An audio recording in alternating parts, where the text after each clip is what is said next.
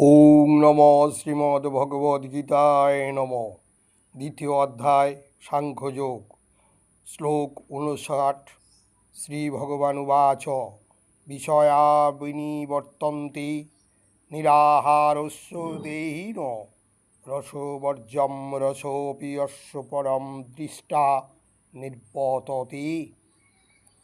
অর্থাৎ পরমেশ্বর ভগবান শ্রীকৃষ্ণ বললেন, দেহ বিশিষ্ট জীব এই ইন্দ্রিয় সুখ ভোগ থেকে নিবৃত্ত হতে পারে, কিন্তু তবু ইন্দ্রিয় সুখ ভোগের আসক্তি থেকে যায়। কিন্তু উচ্চতর স্বাদ আস্বাদন করার ফলে তিনি সেই বিষয় তৃষ্ণা থেকে চিরতরে নিবৃত্ত হন। শ্লোক ৬০।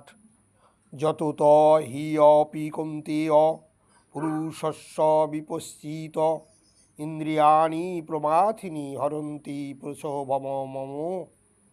অর্থাৎ ভগবান পরমেশ্বর শ্রীকৃষ্ণ বললেন, হে কৌন্তেয়, ইন্দ্রিয়সমূহ এতই বলবান এবং ক্ষোভকারী যে তারা অতি যত্নশীল বিবেক সম্পন্ন পুরুষের মনকেও বলপূর্বক বিষয়াভিমুখে আকর্ষণ করে।